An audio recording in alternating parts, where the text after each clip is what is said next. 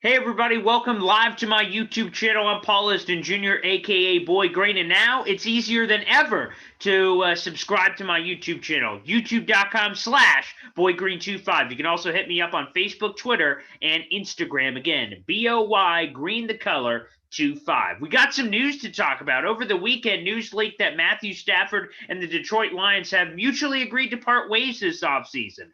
The Lions hit the reset button once again this offseason. They've hired a brand new head coach in Dan Campbell and Brad Holmes as their general manager, and now Stafford and the Lions think a fresh start is best for all sides, which means Detroit will begin discussing trade options for their star quarterback in the coming weeks. So how does this news affect the New York Jets? Well, actually, there are several points to cover here. First off, Gang Green has serious questions of their own at the quarterback position. Would they consider acquiring Matthew Stafford? The former number one overall pick has spent his entire 12-year career to date with the Detroit Lions, and he holds franchise records in passing yards with over 45,000 and over 282 career touchdown passes.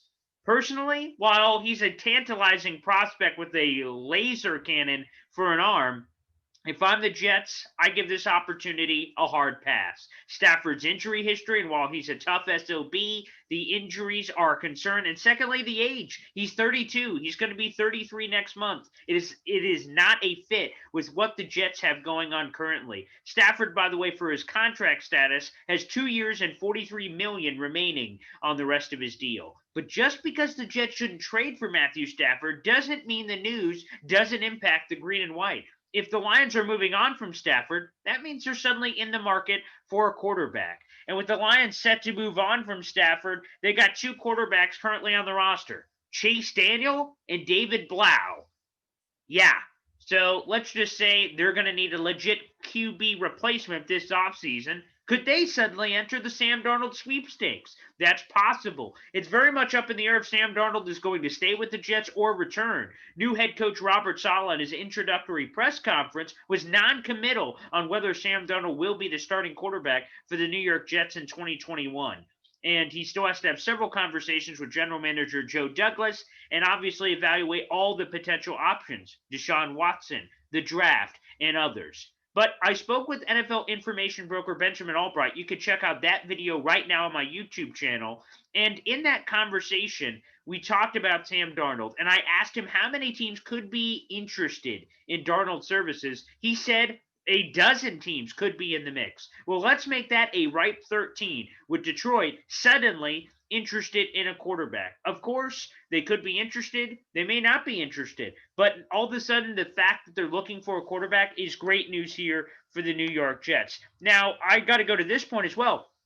Even if the Detroit Lions don't want Sam Darnold, which obviously is possible, it's still great news because the Lions have the 7th overall pick of the 2021 NFL Draft. That provides the Jets a backup plan if they want to move, back a couple of spots from the number 2 overall pick. Here's my take on what the Jets should do with the number 2 pick, and I believe the options are simple. You either love one of the quarterbacks not named Trevor Lawrence, that could be Justin Fields of Ohio State, Zach Wilson of BYU, or perhaps even Trey Lance, and you take that quarterback with the pick. You don't play around. If the Jets front office, Joe Douglas, the scouting department, Robert Saleh falls in love, with one of these quarterbacks, you of course take him in the number 2 pick. You don't trade back. You don't play around. If you like a quarterback and you like him a lot, you take him number 2, and you don't care what anyone else says. But if the Jets don't like one of the quarterbacks at number 2, then the only other option is to trade back in the NFL draft because somebody else is going to love one of those teams. Whether it's the Atlanta Falcons at 4, the Detroit Lions at 7,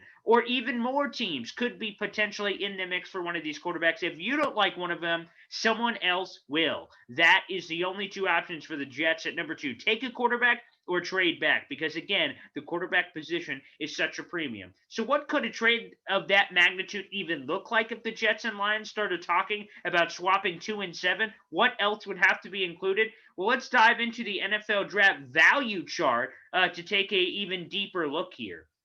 When you look at it for the Jets second round or second overall pick is worth over 2,600 points. When you look at the Detroit Lions draft pick with the 7th overall selection, that's worth 1,500 points. So that means you have to make up over 1,100 points if you're the Detroit Lions. And to get into the weeds here a bit, it would take the Lions' 7th overall pick, obviously, their 2nd and 3rd round pick this year, and still they wouldn't have enough points with that. So on top of that, you'd also have to throw in a 2nd and a 3rd round pick in next year's class to even out the scale. It'd be great for the Jets because if you trade back, you don't want to trade back too far because then you'll miss out on one of these blue chip prospects. So for the Jets, this may be the most ideal trade back partner if indeed they don't like one of the quarterbacks in this class. You drop down to 7, you pick up 2 more picks, and that would give the Jets 8 picks in the top 100 of this year's NFL draft, and that could be 8 starters. Who knows? That gives more ammunition and more options